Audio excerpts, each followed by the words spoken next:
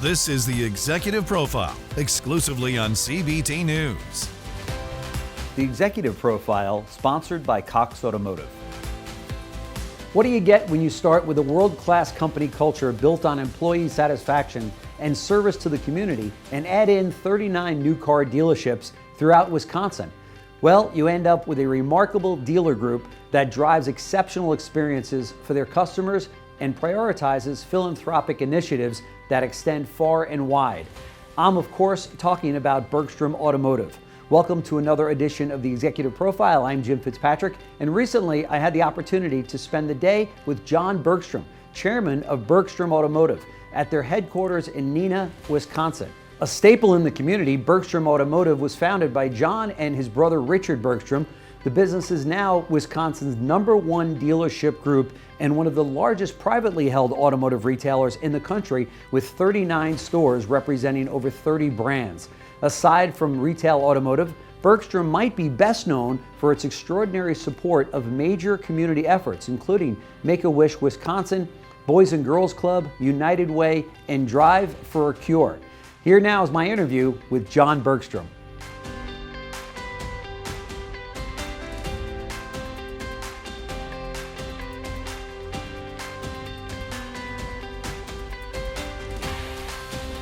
Your story is really so inspiring. So before we get into some of the challenges that dealers are facing today, I want to learn a little bit about your background. From the research that we found, you went from bar owner to car dealership owner, and now the chairman of one of the largest privately owned dealer groups in the country. So kind of take us back and tell us how you got started. Jim, it goes back to my mom, as so many of us that have been successful at different levels in business, but she was a tough disciplinarian. Yeah. She would invite her parents every night, every Sunday evening, to dinner at our house, and she'd make dinner for us. And my mom also invited aunts, uncles, cousins, whoever wanted to come. We did this every Sunday. And she was a beautiful lady and looked so charming and big smile. Behind the scenes, she made it really clear that we were not going to be late. We were going to have our teeth brushed and our shoes were going to look good. Right. And we were going to shake hands, look people in the eye, and thank them for coming to our home for dinner. So I understood what it meant to bring people into your home and to treat them the way that this very strong Norwegian lady thought they should be treated. And we started a bar after Marquette University, my brother Dick and I. And we had this same philosophy that our mom had. So when somebody walked down the 6 steps, the game we played, there were 5 employees, where we were going to get to know their name, and they were going to call them by name, and we were going to smile, say, we're happy to see you, and we're going to slide what they ordered the last time they were here down the bar without the basking. Wow. And the whole thing was to make them feel like a guest in our bar. That all goes back to how you treat people. Yeah. Showing them you care, and making them feel like you really sincerely care about them. Right. So we've had a lot of challenges, a lot of great days and challenging days, but it all goes back to that. Sure. I can remember her saying one day, look at your customer in the eye and smile and thank them for coming. And she said, neither the floor nor the ceiling ever paid a bill. Right. And you just think about that. And it's worked pretty well ever since. That's great. And the story that you were telling me prior to recording today, that you were after GM to get that GM point here in this town, and you didn't give up. There wasn't any General Motors dealership here. Right. And I very much wanted, I didn't know anything about it outside of I loved cars. And we wrote the application. We thought they'd accept us, and they sent us a letter within a couple of weeks saying, we're sorry, but you can't be a dealer. So that was upsetting, and Let me just ask you this. What made you think, you and your brother, that you could run a car dealership since you were running a bar? Did you not, were you naive, or did you think, we're going to learn this as we go? It gets worse than that. I'd never seen a legitimate financial statement outside of its school. Right. So assets, liabilities, profit and loss. Sure. So we were really naive, Yeah. or I was. I'm Yeah. not going to blame my brother. But anyway, I sat down and wrote a letter to Roger Smith, who was chairman. His secretary told me later that she opened the letter and read it and felt she should at least show it to Mr. Smith, who was chairman of General Motors, and see if there was a way he could help. He told her no, and they sent a man to explain to me why not, and to do the financial calculation of how much I would need, which was about 10 times what we had. Sure. And he, on the way, stopped at GMAC's office in Milwaukee, and just to get our financial application. He came to see me, explained that they were sorry, they weren't going to give us a chance, and he hoped someday maybe we could. That was on a Thursday. The following Wednesday, we got a letter from GMAC saying, we've approved your credit, we've accepted you, and welcome to the General Motors family. I went bonkers excited. Richard was happy. What a surprise. So I called Roger Smith's secretary direct and thanked her. And she said, I haven't heard anything about this yet. And I said, well, I just got this letter. I cannot thank you enough. You're the only one that seemed to care or whatever, help us. Well, it turned out later, and I wasn't going to give my letter back, that it was a mistake. They went to GMAC, thought that if the chairman's office was sending somebody to check my application, that would probably be better. It was different days, of course. And to approve it. To prove it. And we'll get in more trouble if we don't approve it. Well, it worked out very well for them and for us. So, but that's how we started. That is absolutely amazing. That was in 1982 that you opened up the first dealership. That's just incredible. Things are not done that way today, right? Actually, I hope not. Yeah, that's exactly right. So talk to us about the growth of the company. Since then, you've got now in the group 39 stores. Did I get that number right? With That's a recent correct. acquisition. Yes. Why the desire to continue so many stores? I mean, when is enough for John Bergstrom? You sound so much like my wife. But I'm sure I do. The reality is we have just an amazing team of people. And in each one of these businesses, there are opportunities for people to run a parts department or be a general manager, or grow and have their own business within our business. Sure. And it's exciting for us, and we feel it's also a part of what makes us who we are. And so none of these are gargantuan stores.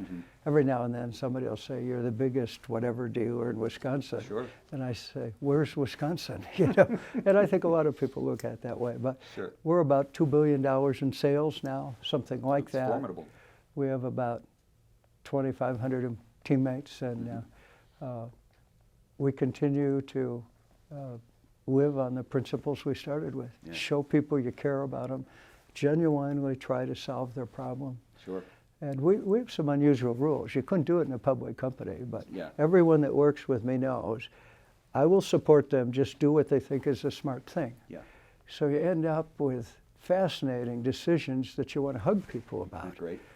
Our people make this thing, and I'm sure a lot of people feel that way, but I very sincerely am impressed. I don't go a day without someone really. I've gone through some couple tough periods with my health. It's amazing how they support you and write and call or all that stuff.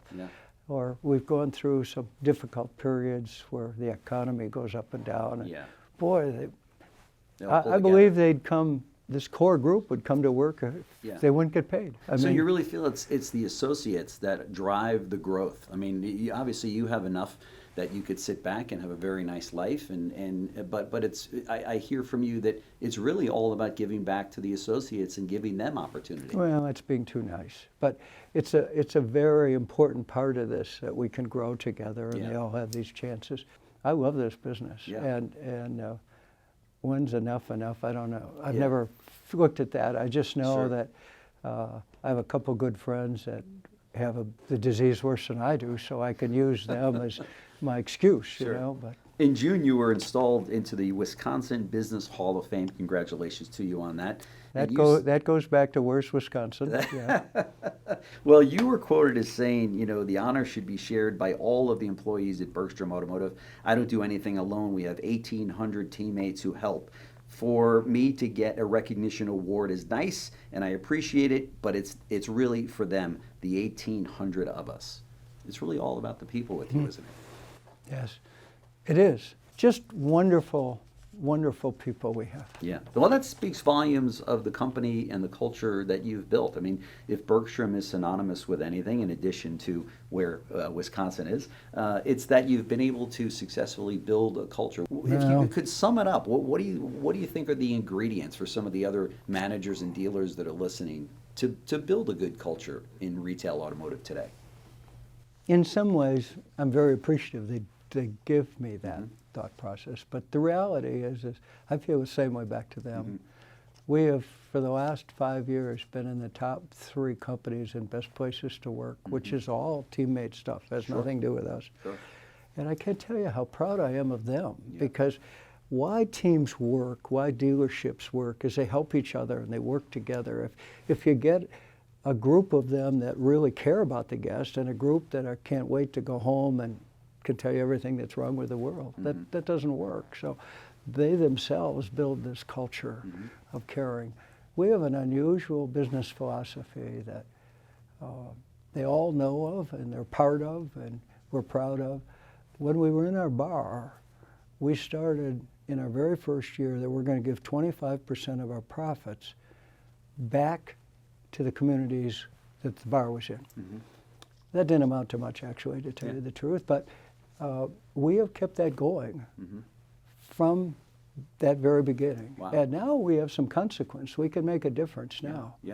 And whether it's build a Boys and Girls Club, or whether it's Make-A-Wish is a huge thing with my son Tim.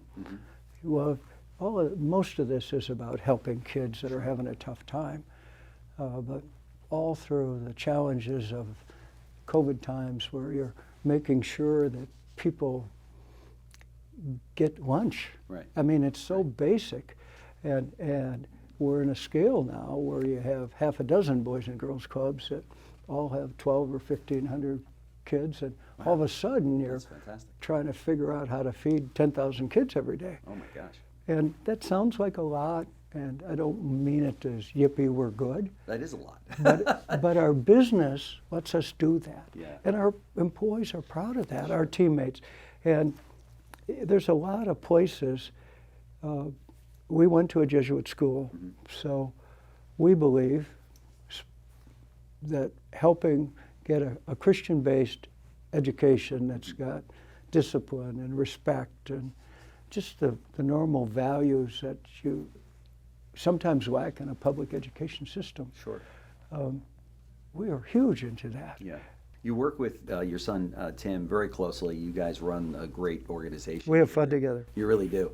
When I've interviewed your son Tim, every other word is my father, my father, my father, and you've played such a big role in his life, and he gives you such great respect for it, which is great to see in the car business. Because you often don't see that, as you know. He is so much more talented than I am in getting along with people and building relationships. I'm incredibly proud of him. And I love the way that he feels a responsibility to do his thing, not my thing or our thing, but his thing to make a difference. He came to me a year ago and he said, we're building a new high school in Neenah, public school system, and I think we ought to build a service department in the high school where these kids that like cars, instead of pretending and going to, we'll actually build a service department. And I said, have at it, you know. It's a great idea. So they just opened this school a couple weeks ago, and you walk in, you think you're in the service department. I mean, toolboxes, hoists, wheel balancers, all the stuff for these young, and it's just not boys, it's boys and girls. He oversees one of the challenges in our business of getting enough trained techs as we grow. And he had 23 kids come out of his educational system this year, join our company as techs. Oh my gosh. And there's probably some dealers out there right now that are taking those notes because, as you know, we're about 75,000 light in terms of the need for technicians in the auto industry over the next few years because of retirement and changeover and growth and what have you. And it's a real problem. So what an innovative idea that is, because there are those kids that say college isn't for me and I love cars, and that's a great way to bring them in. I got to tell you, it's a great job. Yeah, it is a You great know. job. Talk to us about the industry, some of the things that are dealers that are challenged with. And in the car business, we're seeing OEMs that maybe want to play more of a role in the sales process. Ford, as you know, came out last year and said, hey, we've got these 5 different pillars. If you want to sell EVs, you have to adhere by them. And it looked to many dealers as though they really want to play a much bigger role in that relationship with today's customer. We're seeing Mercedes-Benz kind of flirt with maybe an agency model that we see in Europe. Is that a concern of yours as the head of a big group like this? You've got so many franchises. Do you feel like maybe you're under attack by the OEMs in this area, or not so much? I'm not really goody-goody two-shoes. Obviously, there are difficult days in Sure. the relationship with manufacturers. But I can tell you today that I don't have any manufacturer. We represent every manufacturer that sells cars in the U.S. Wow, except that's for the great. boutiques. Yeah. I don't have any one of them that I know of that's unhappy with us today. Yeah. And we have situations where we don't agree. Sure. Facilities are incredibly expensive, Mm-hmm. and you build a facility for a particular brand, I'm not going to name, you get it done in 3 years later. Mm-hmm. They have a new leader and he wants a new image. And you just think, You've seen gosh, that so this many is times. $4 Right. million to Yeah. go from where you are to the next one. You just Sure. say, gee, I'm not so sure that's money spent well. Right. But when it's all said and done, we're all trying to take great care of our guests. We're trying to Right. grow our business and trying to make a couple dollars doing it. I don't have any resentment for them for Yeah. doing what they're trying to do. There are days where someone will say, what do you think of this Tesla model where they don't have dealers and you Right. call up? Direct And to consumer. I own a couple Teslas Mm-hmm. that I bought a 3 right away and then an S, Mm-hmm. just to figure out what's What- going on and how it works. And the cars are pretty neat, Sure. actually. But if you get an fender bender in Neenah, Wisconsin with your Model 3, you cannot get it fixed.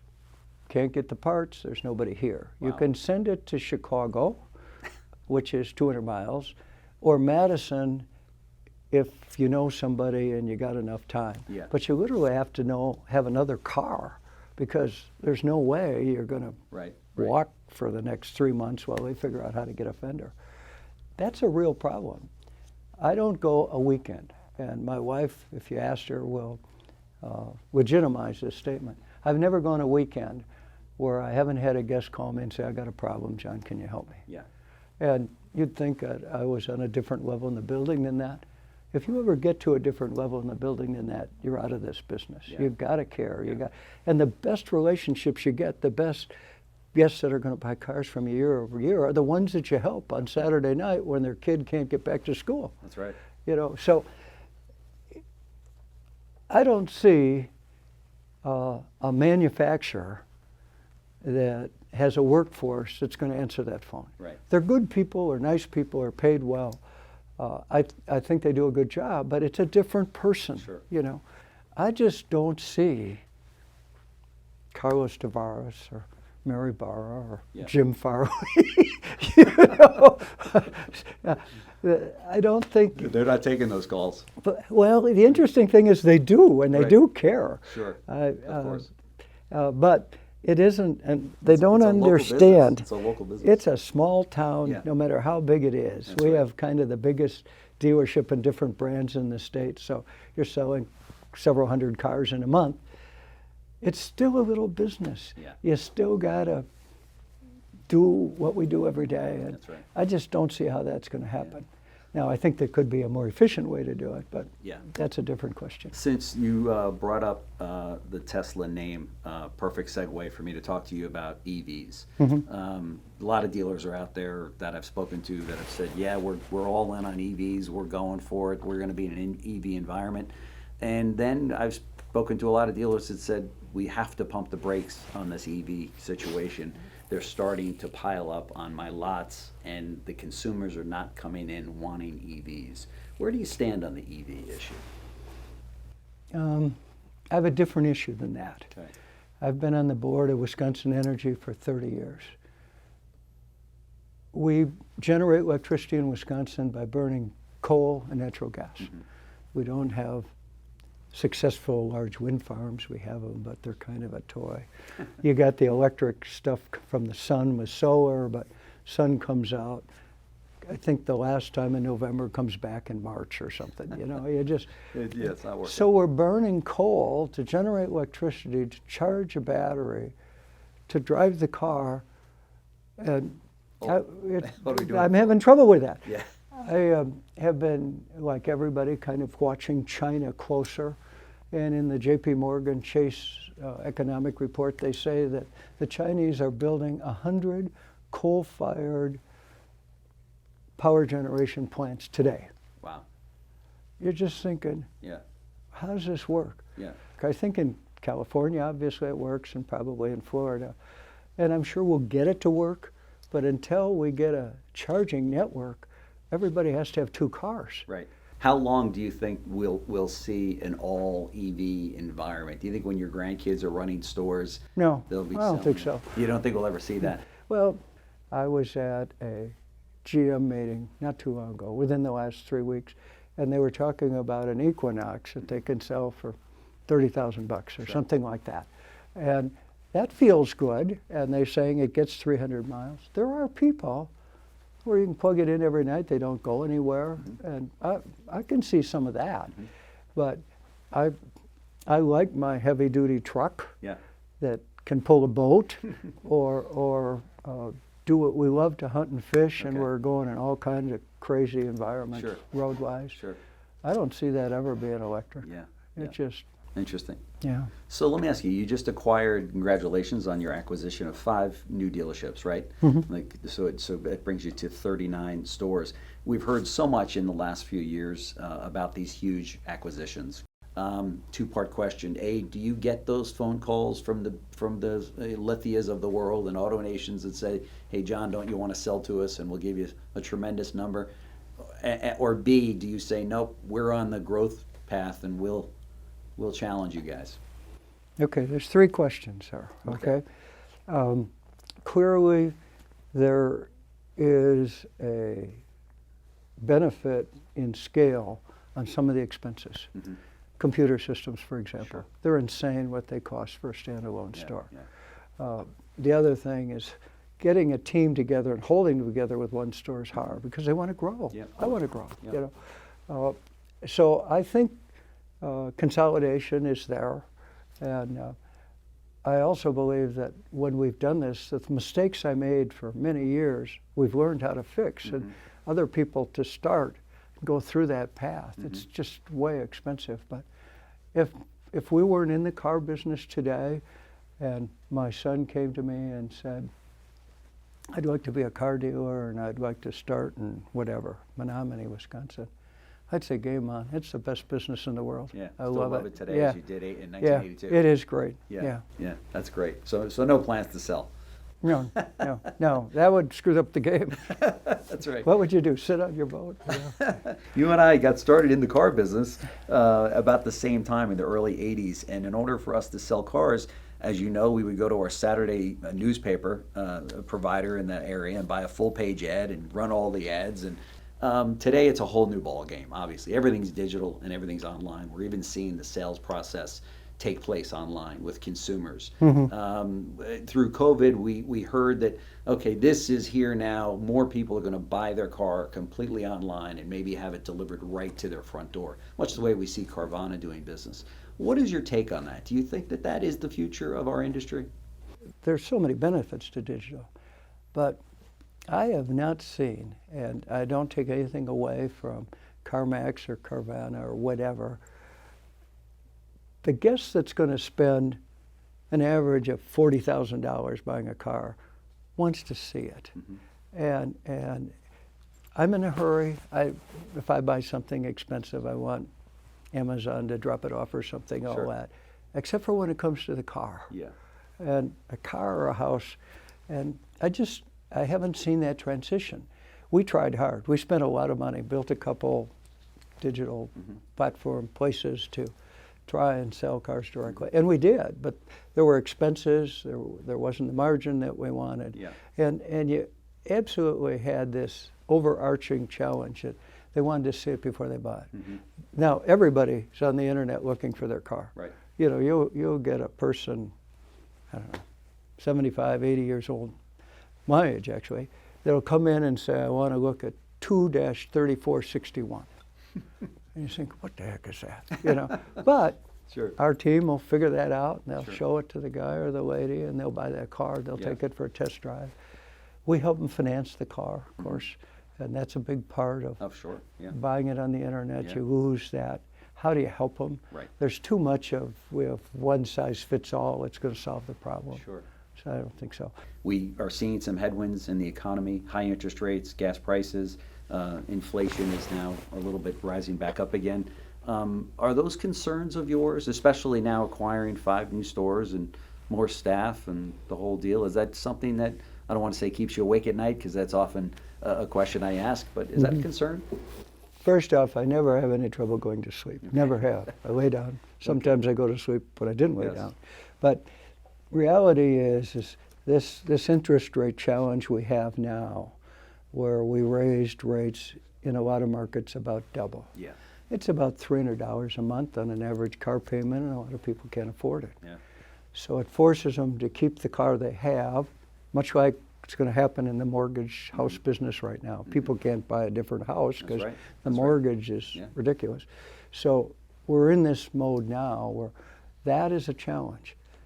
On the other side of it, we have products like we've never had before that people really want to get. So we're in a transition. We had about 30% sale through leasing prior. Okay. And leasing is just dead as a doornail Yeah, because right. you got a residual differential. That's right. And so now you're sitting here saying, how are you going to get the scale that you need to make it run? I think you're going to have much more accent on fixed operations. Okay. And not that we're going to build huge new fixed operation buildings, but we're going to run them so we can use those facilities smarter and not waste time and have scheduling done better and having people trained. I think we're going to learn how to do those things. Used cars, obviously, are a big part of our business, and maybe for a while are going to be the thing. But Sure. our new car business is actually up. Yeah. And you sit and kind of pinch yourself and say, how's this happen? Yeah. But and this month we're in right now Wow. is going to be one of the best months of this year. Wow. When That's it great. never is that way. Right. We have very little supply. We have all kinds of shipping issues, and here we come out the other end of the pipe. Isn't that great? How much do you think your success has come from hard work and skill versus luck? I think luck comes from working hard. Okay. Okay, the harder you work, the luckier you get, kind of thing. You know. Sure. I The story that you told about Roger Smith and Yeah. that coming Well- that way is just like, wow, that's amazing. Would you, because you were coming off of a successful operation anyway in your restaurant and bar, and Yeah, but- it sounds like you would have been a car dealer anyway. You would have found a way. we would have figured out a way, Yeah. and we did. But reality is, this is not a how hard can you work. You have to love it. You have to enjoy cars and car people and the capitalistic system and all that stuff. Then it's easy. Yeah. Yeah. Vince Lombardi, because we live in the shadow of that course. here Sure. all day long, his first meeting was with these players that just had a terrible season, 1-10-1 or something, worst Right. in their history. Oh my gosh. So this little Italian tough guy comes out and he's first meeting he says, "Gentlemen, we're going to keep this simple. This is a football." And he holds up a football and they all laugh. And he says, "There's 3 parts to this. Second one, if you're going to be successful, you're going to work. That's 2. 3, I'm Vince Lombardi and I have no intention of not being a winner." Right. That was his first meeting. Yeah. I think that's what our business is. You got to work. It's every month is a new ball game. Yeah. It's fascinating. Here it is, it's the 22nd or something. Yeah. I'm trying to figure out what percentage of the month versus where we are in brands that Sure. Right. This is a really neat business that has its challenges, opportunities, and I don't think it's going to radically go away or something. So obviously the auto industry is your passion, but everyone wants to know that's watching right now, because you are in this store every single day, greeting customers, working with managers and salespeople and service technicians and everything else. You know them all by first name basis. But what is your passion outside of the auto industry? What do you do in your spare time?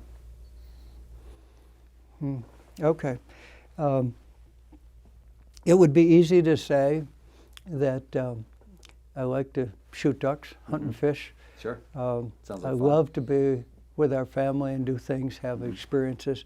But if you ask any one of them, they'll say when he goes duck hunting, it's 2 days. And when he goes on a vacation with all of us, it's 4 days. Right. You know, that's Wow, kind of that's the... it. But this, again, sounds a little bit too goody-goody two-shoes, but I really believe it. And there's a lot of people in our business that feel the same way. Sure. If we can figure out a way to make things a little better in our community, to help a bunch of kids that need it, or all of the little things. It doesn't have to be big, Right. but I enjoy that immensely. Yeah. And we do a lot of it. Yeah. And not to be great people, but when you punch out, what's the score? Yeah. And And that's how you're going to be judged. yeah, Yeah. well, Yeah. I'm- Not how many cars you rolled, right?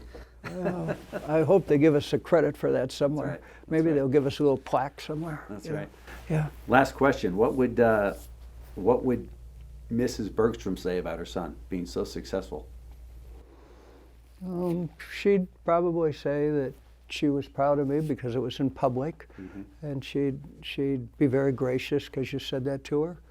And then when she got me in the corner, she'd say, "Straighten your tie and stand straighter." You know, she was a driver. You Right, know, right. and I think so many of us, when they reflect on what's made them successful, comes from that mom or that dad. Yeah.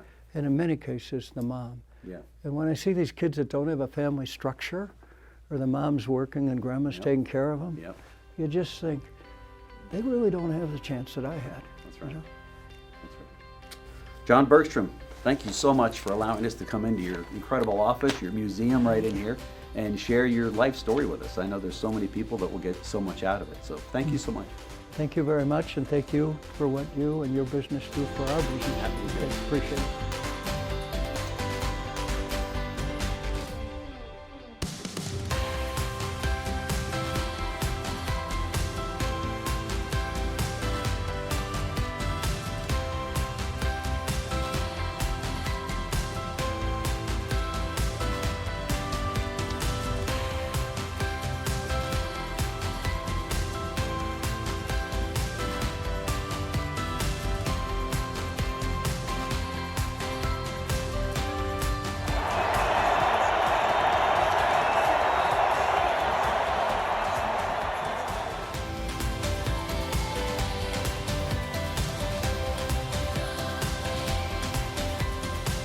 Thanks for watching The Executive Profile, exclusively on CBT News.